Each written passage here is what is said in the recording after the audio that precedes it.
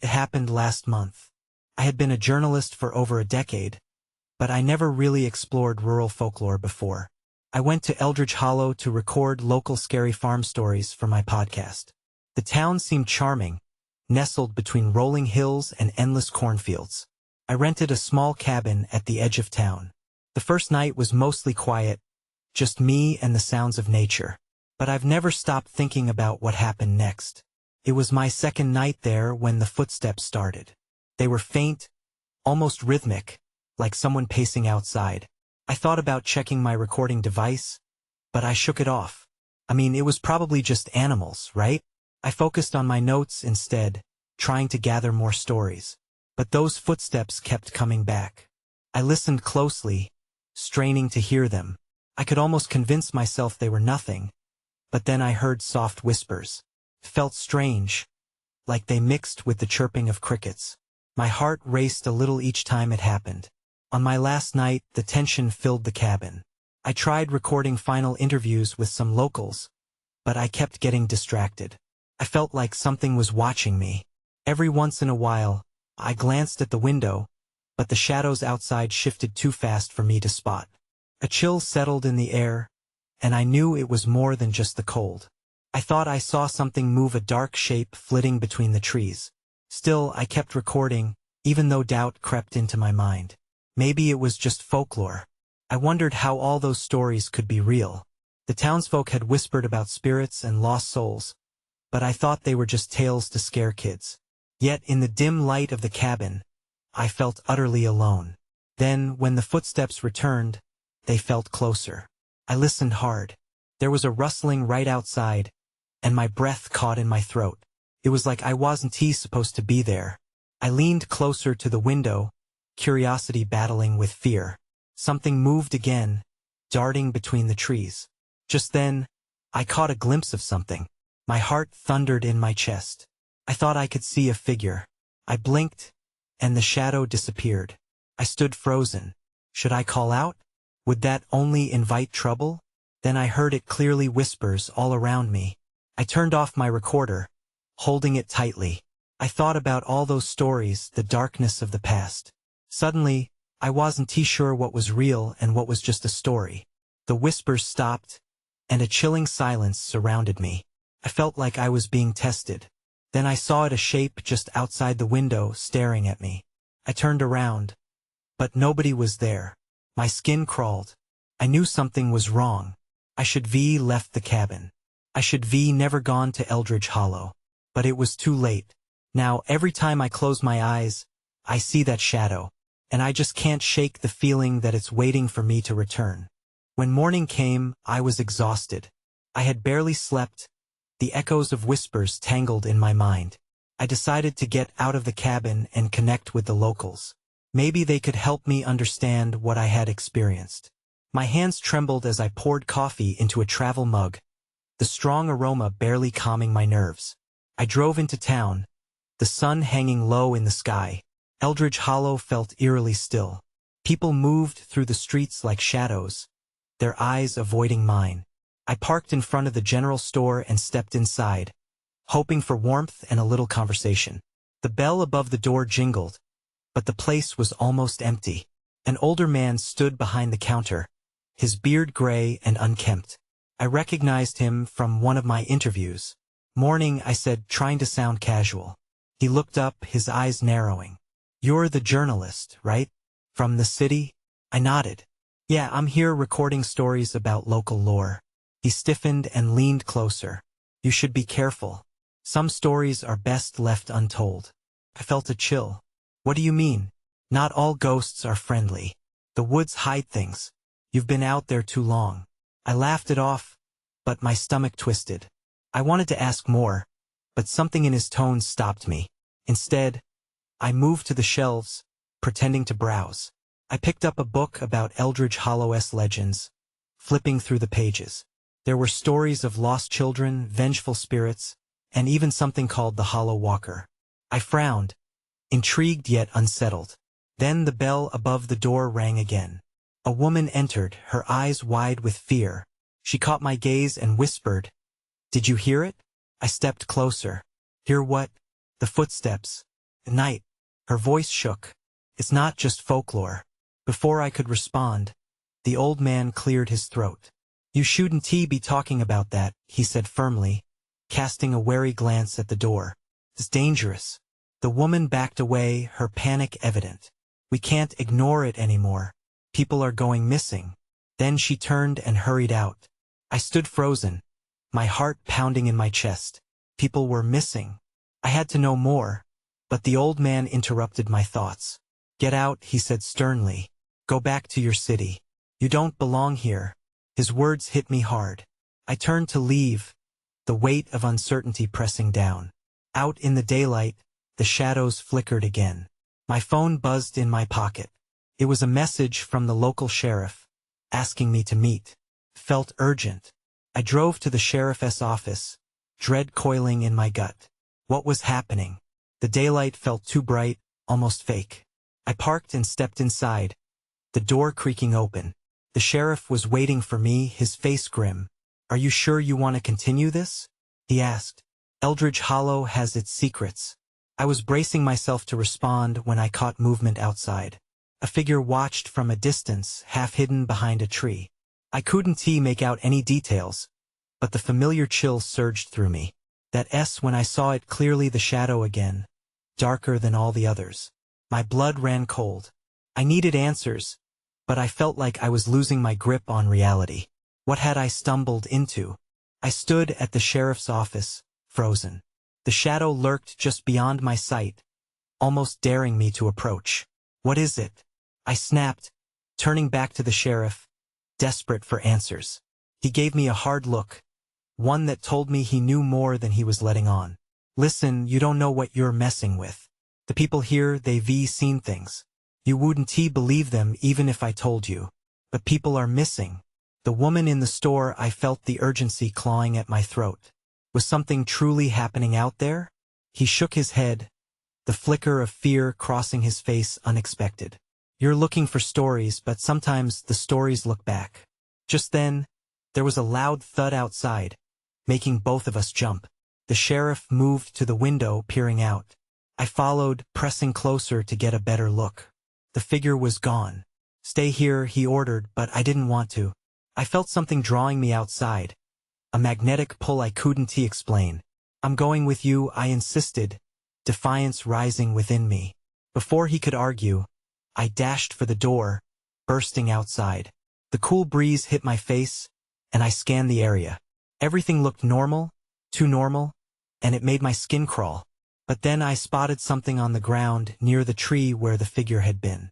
A flash of white caught my eye. I walked closer, my heart racing. It was a piece of fabric, tattered and stained. I picked it up, realizing it was part of a shirt, the kind someone might wear. As I turned it over, I saw a dark smudge. Was that blood? I felt the bile rise in my throat. Get back inside. The sheriff barked, his voice heavy with tension. I hesitated, holding the fabric tightly, unwilling to let it go. Do you know who it belongs to? I asked, my voice trembling slightly. I need to know. He shifted uncomfortably, his eyes darting back towards the tree line. Just put it down. You're not ready for this. But I couldn't shake the feeling that I was already too far in. Ignoring him, I stepped towards the woods, desperate to learn more. The shadows between the trees thickened, still too quiet. A lingering darkness whispered something I couldn't decipher. Then another sound broke the silence, a snap of a twig, sharp and clear. I turned sharply, adrenaline flooding my veins. My heart raced. Someone was out there. Stop! I shouted, my voice echoing in the eerie silence. But there was no answer. The sheriff grabbed my arm, his grip firm. You need to listen to me. This isn't something you can understand with your city logic. Just then, a girl stepped out from behind a tree, her wide eyes locked onto mine. Help me, she said, her voice barely more than a whisper. I recognized her, the woman from the general store. My breath hitched as panic coursed through me. Where have you been? What happened? But she looked behind her, fear etched on her face. They're coming. We have to go. Now. Before I could ask what she meant, she bolted back into the trees, and all I could think was that following her was my only option. The sheriff's protests faded into the background, and I felt a rush of fear and urgency surge in my chest. I took a step into the shadows, and everything went silent. I was about to find out just how deep the secrets of Eldridge Hollow ran. I plunged into the dense trees, my heart pounding with each step. The woman from the store had appeared like a ghost, and I couldn't let her slip away. She hadn't waited for me to catch up, but I could hear her rustling through the underbrush ahead. "Wait," I shouted, desperation creeping into my voice. "I'm coming." The darkness wrapped around me, the branches clawing at my arms. I stumbled, trying to keep her in sight as her figure danced between the trees, always just out of reach. The sheriff's warnings faded, replaced by flashes of her terrified face. I couldn't stop now. I needed answers. Then, just as I rounded a thicker trunk, I came to a clearing. The moonlight spilled through the branches, illuminating the space like an eerie spotlight. She was there, standing still, her breath coming in quick gasps. But the moment I stepped into the light, something shifted. "Where did they take you?" I breathed, taking a cautious step forward. Her eyes widened, flickering nervously toward the shadows. "They can't find us here," she whispered urgently. "We have to hurry." "Who's they?" I pressed. But the words barely made it out before a chilling growl echoed from the dark edges of the clearing. Something was lurking just out of sight, and it didn't sound friendly. The girl spun around, her panic overwhelming her. "We need to go. Now." Before I could react, she grabbed my arm and pulled me away from the edge of the light. I barely caught a glimpse of an enormous shape moving through the shadows, its eyes glinting like shards of glass in the dark. Fear seized me as I sprinted after her, branches clawing at my clothes. Every rustle behind us felt like a predator stalking closer. "What is that?" I gasped between breaths. "I don't know," she cried, "but it's been hunting." I could hear it closing in the snapping of twigs, the swishing of leaves. The forest felt alive with a sinister energy, whispering secrets I wasn't ready to hear. Suddenly, she stopped in front of an old, abandoned shack, its wooden framing barely holding up against time. "In here," she urged, her voice urgent. We rushed inside, the door creaking ominously as it swung shut behind us. The interior was dark, filled with dust and cobwebs. There were remnants of old equipment, tools long forsaken. A chill crept in, and I fought back the urge to scream. "What happened to you?" I managed to ask, my voice trembling. She looked down, avoiding my gaze. "They took people. They're still out there. I escaped, but they'll come for me. They always come." I felt a knot tighten in my stomach. "But we can't just sit here. We need to find a way out." As I spoke, a low growl reverberated outside, vibrating the walls of the shack. It wasn't far anymore, and something monstrous was waiting just beyond that door. Then I heard its footsteps approaching, careful and deliberate. Someone or something was hunting us. My heart skipped a beat. I began to search for a weapon or any means of escape, but my mind raced. What were we truly facing in this nightmare? The answer felt dangerously close, and I was terrified of what it would reveal. The footsteps stopped. Silence swallowed the sound of our breathing. I glanced at the girl beside me, and fear mirrored in her wide eyes. "What do we do?" I whispered, hoping my voice didn't shake. Her lip quivered as she strained to listen. "We wait. It might pass." I wasn't sure if I could stand still. Every minute felt like an hour, as the shadows seemed to push in from all sides. I shuffled through the debris, looking for something, anything, that could help us. Old tools lay scattered around, rusty nails, a broken shovel, but nothing that felt like a weapon. I picked up a large rusted wrench, its weight reassuring in my palm. Then I noticed it. A faint light flickering beneath the door, casting strange shadows on the walls. "Can you see that?" I asked, my voice barely above a whisper. She nodded, pressing close to the door. "It's coming from outside," she said with a shiver. The girl's breath quickened. "We need to take a chance. If we stay here, that thing will find us." A prickle of unease slid down my spine. I didn't want to leave the safety of the shack, But outside, whatever was hunting us loomed just beyond reach. "All right," I said, gulping down my fear. "On the count of 3, we open the door and run."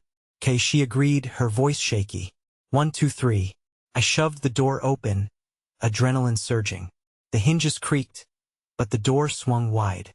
We burst out into the night, the cold air hitting me hard.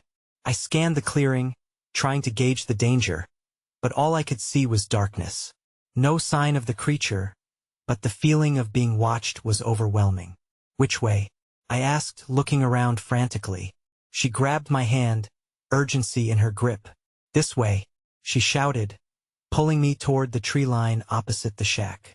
We dove into the shelter of the trees, branches snapping underfoot as we ran. I stole a glance back. The shack loomed in the moonlight, quiet now, but my gut told me something was off.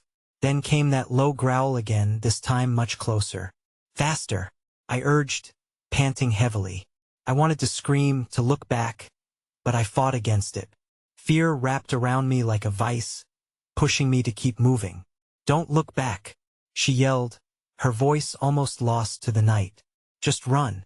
We darted deeper into the forest, the growl morphing into a series of thuds growing nearer. Shadows shifted in the periphery, hints of movement that sent a surge of panic through me. Was it toying with us?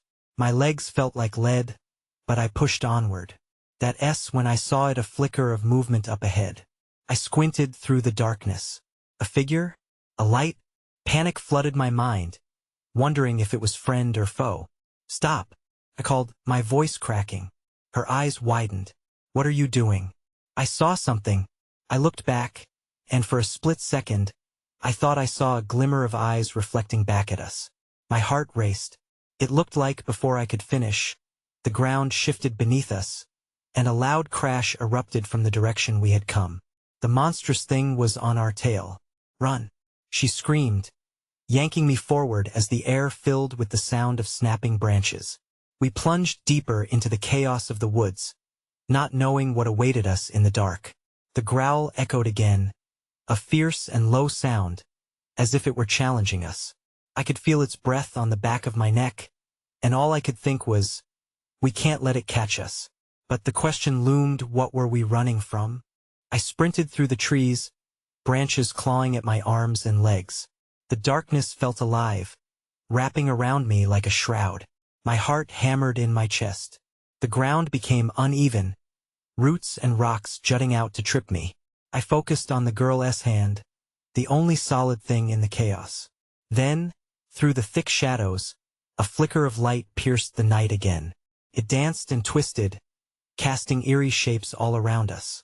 "Wait," I shouted, pulling her to a stop as we skidded to a halt. "There's something ahead." Her eyes darted toward the light, uncertainty etched in her features. "Is it safe?" "I don't know," I admitted, panting hard. But we had to take the chance. If the beast was closing in, the light might be our salvation or a trap. "We'll have to find out." We moved forward, creeping past bramble and underbrush. The light blazed brighter as we approached, illuminating a clearing. There, at the center, stood a small bonfire, its flames dancing higher than they should have. No one was around. Felt both inviting and unnerving. "Should we?" she whispered, fear creeping into her voice. "Maybe they can help us," I suggested, though my gut twisted.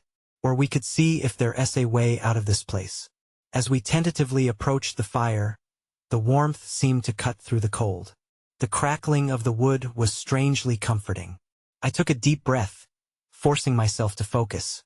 There had to be something here, something we could use. Suddenly, a sharp snap echoed from behind us. I turned, eyes wide. Shadows shifted, and the growl resonated closer, sending dread curling in my stomach. "We have to hurry," I urged. I scanned the clearing. The fire burned brightly, but it offered no answers. Just beyond the flames lay dense bushes, and then I saw it, a strange outline emerging from the underbrush. "Look," I pointed, and she squinted, her brow furrowed in confusion. As it stepped into the firelight, I froze. It was a mannequin, lifeless, with a tattered shirt barely clinging to its frame. A chill ran down my spine. This was no ordinary dummy. Its face was grotesque, with deep-set eyes that seemed to hold secrets. "That's creepy," she breathed, stepping back instinctively. But I wasn't ready to turn away. There was a sense of urgency, an impulse to uncover the mystery behind its presence.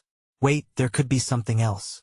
I approached the mannequin cautiously, eyeing the area around it. On the ground beside its feet lay an old tape recorder, snagged in the undergrowth. The light flickered as I reached for it, my fingers brushing against the worn casing. "Do you think it works?" the girl asked, her voice trembling as she glanced nervously over her shoulder. "I don't know," I said, biting my lip. "But we need to find out." I pressed the play button, my heart pounding as a crackling sound filled the air. A voice emerged, low and distorted, cutting through the silence. "Run before it finds you." My stomach dropped, realization dawning. This was a recording of fear. "What the hell?" I murmured, looking at her in disbelief. Then, the growl returned, accompanied by the unmistakable sound of heavy footsteps crashing through the trees. We had to move. "Grab the recorder," I yelled, and without thinking, I lunged for the trees. The light from the fire faded behind me, and as we dashed into the darkness once more, the scream of the recorded voice echoed in my mind. Who was it warning us, and would we survive to uncover the truth? As we ran through the underbrush, the heavy footsteps grew louder, thumping like a heartbeat against the ground. My lungs burned as I pushed myself harder, weaving around tree trunks and dodging low branches. My mind raced, trying to process everything: the mannequin, the voice, the presence of that beast hunting us. "I can't see anything," the girl gasped, just behind me. I could feel her fear like a living thing, tangled with my own. I skidded to a stop, hands on my knees, trying to catch my breath. "We need to find somewhere to hide," I panted. "This close. There." She pointed, her finger trembling as she gestured toward a thicket of thorny bushes. They appeared dense enough to offer us some cover. We didn't have time to hesitate. I dashed for the thicket, fear propelling me forward. We squeezed through the thorns, sharp pricks biting at our skin. It felt like a small price to pay as we settled into the cramped space, our bodies pressing against each other, hearts racing. The growl echoed again, an ominous sound that vibrated through my chest. I held my breath. Was it close enough to hear us? I peeked through the leaves, praying we'd gone unnoticed. Suddenly, the creature burst into the clearing we just fled.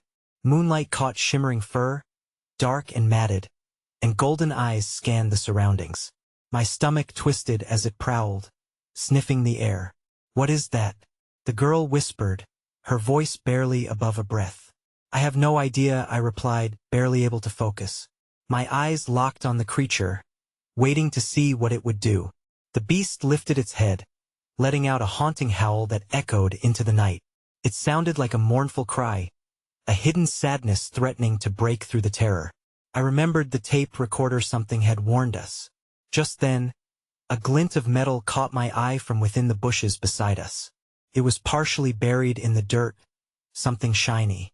With trembling fingers, I reached for it, ignoring the sharp thorns that scratched at my skin. I pulled it free and brought it closer. It was an old pendant, its surface marred and dull, but I could see an engraving on one side. As I wiped away the dirt, the faint outline of a symbol emerged. It looked familiar, though I couldn't place it. "What's that?" the girl asked, leaning closer. "I don't know," I admitted as a cold thrill raced down my spine. Before I could think further, the creature caught our scent. It turned, the golden eyes locking onto us. In its gaze, I saw raw hunger, and it filled me with dread. "We need to move," I said urgently, shoving the pendant into my pocket. As we scrambled out of the thicket, branches snapped beneath our feet. The growl pierced the night again. This time it was different, more desperate, more urgent. I turned, wanting to see how close it was. When I noticed something else in the clearing. Someone stood there, silhouetted against the trees, watching us. My heart stopped. Who were they, and what did they want? The figure stepped forward, and the moonlight revealed a man dressed in tattered clothing. His hair was wild, dirty, and he had a long scar running down his cheek, giving him an otherworldly look. I couldn't make out his features clearly, but the harsh glint in his eyes sent a jolt of fear through me. "Run!" I shouted, grabbing the girl's arm and pulling her away. The creature was still behind us, and the growl now sounded closer, more threatening. "Wait!" The man called after us, his voice ragged and desperate. "You'll draw it to you." I hesitated, glancing back briefly. The girl's wide eyes mirrored my own terror. "What does he want?" she whispered. "Is he with the creature?" I asked, my heart pounding.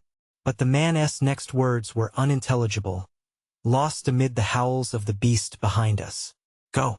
I shouted, and we sprinted again into the thicket of trees, desperate to escape.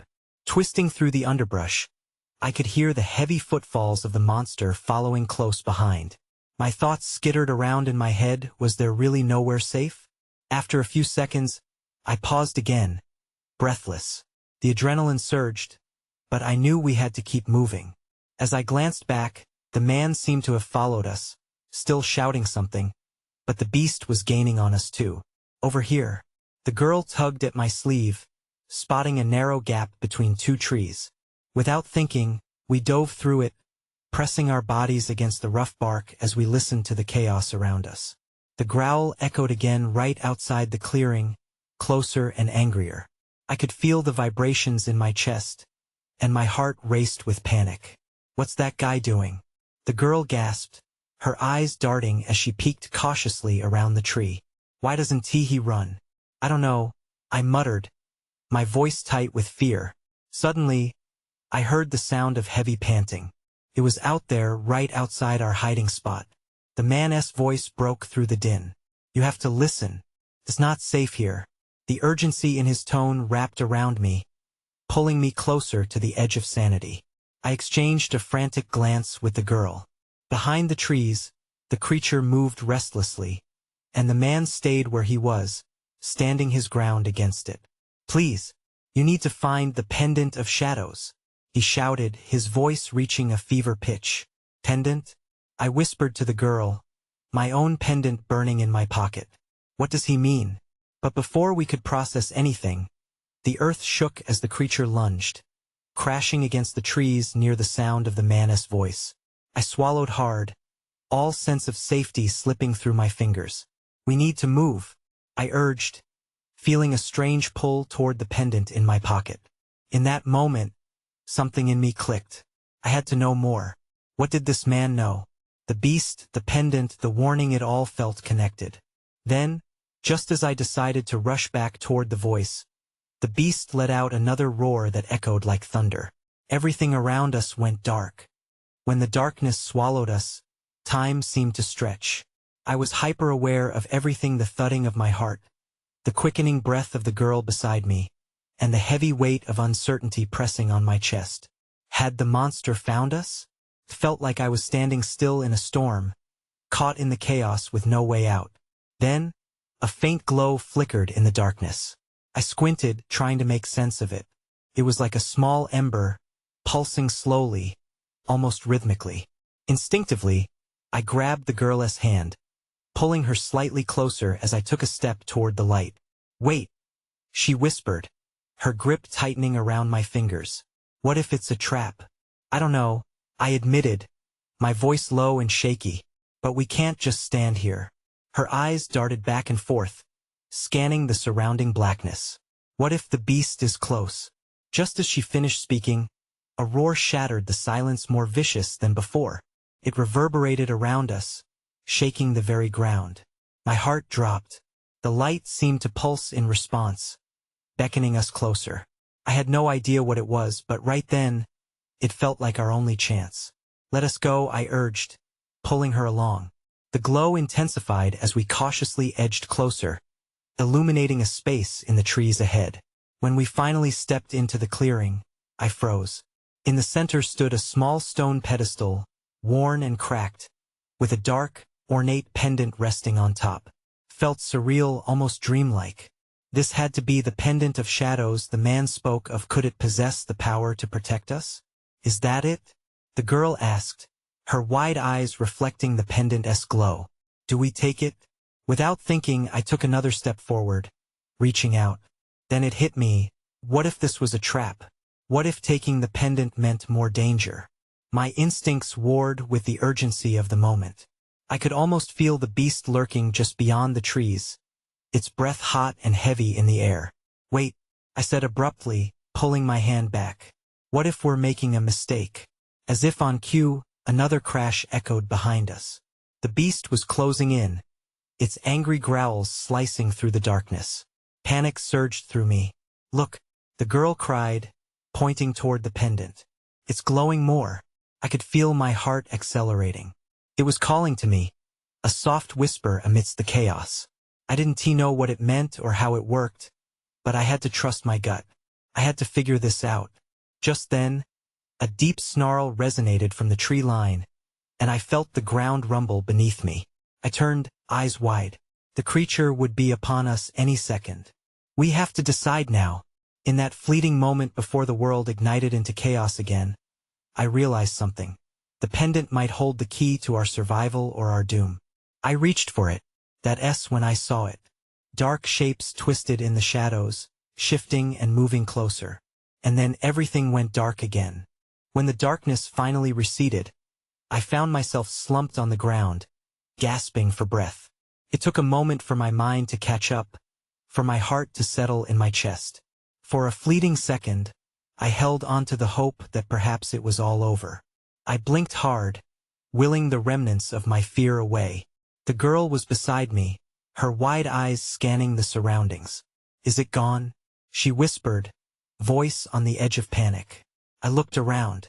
We were back in the clearing, the same clearing with the stone pedestal, but now the pendant lay cracked and dormant at its base. My heart sank. I don't know, I muttered, standing shakily.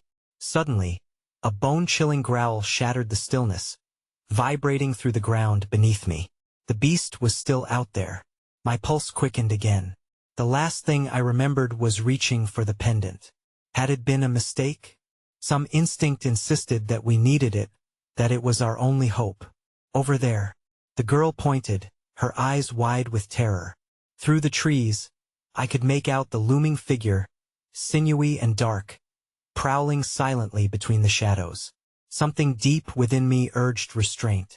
The beast shifted, revealing those same glinting eyes locked onto our position.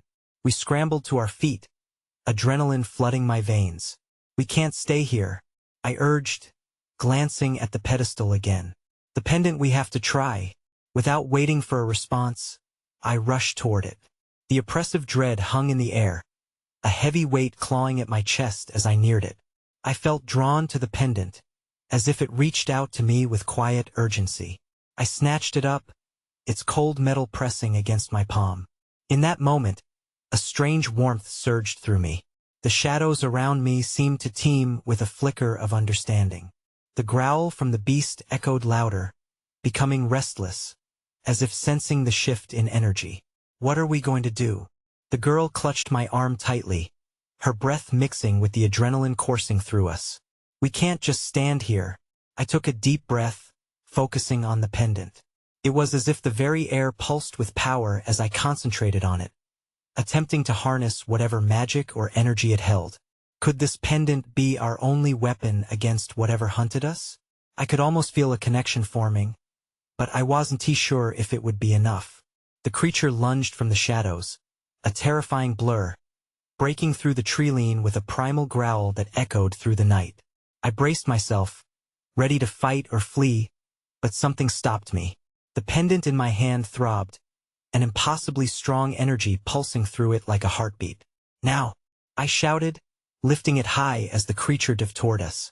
I didn't know what would happen, but another instinct kicked in, something primal that urged me to let it all unfold. An unexpected surge of light burst from the pendant, a radiant brilliance blanketing the clearing and eclipsing the darkness. I felt the energy ripple through my body, coursing out into the world, filling the space with an ethereal glow. The shadows recoiled, the monstrous figure faltering as the light engulfed it, momentarily thrown off course. It snarled, twisting back, unable to close the gap as waves of energy pushed against it. Let us go, I screamed, grabbing the girl's hand as we plunged into the nearby trees, racing away from the spectacle. The creature howled behind us, but I didn't dare look back. We tore through the forest, making a break for what we hoped was safety. My heart thundered in my chest as we dodged branches and leapt over uneven ground. Were we really escaping? Or was this just a brief reprieve from the horror? As we reached the edge of the woods, the light from the pendant flickered behind us. I could sense the beast still pursuing, its presence looming like a shadow. With a final burst of speed, we stumbled beyond the tree line into the open, the moonlight illuminating the night sky. We hadn't escaped, at least not yet. Where do we go? She panted, panic evident in her face. We can't go back. I gripped the pendant tighter, thinking hard. Remembered the old man's warning about the dangers in Eldridge Hollow, things that lurked in the shadows. Forgotten tales that had now become all too real. What if the pendant was the key? But not just for our escape. We find help, I replied, urgency pushing us forward. There has to be someone who knows what we're facing. Someone who can help us stop this. But deep down, a tangle of uncertainty welled within me. What if this was merely the beginning? We had faced something dark, something ancient that feasted on fear. I still felt the pull of the pendant, echoing with unanswered questions. Do you think we can really get away? She asked, hesitating for a moment. I turned to her, determination coursing through me. We don't have a choice. And as we ran into the unknown night, the beast's growl echoed faintly behind us, a lingering sense of dread reminding us that our journey was far from over. What awaited us in the shadows? Couldn't tell. I just knew we had to push forward. In Eldridge Hollow, secrets still lay buried, and I was only beginning to unearth the depth of its darkness.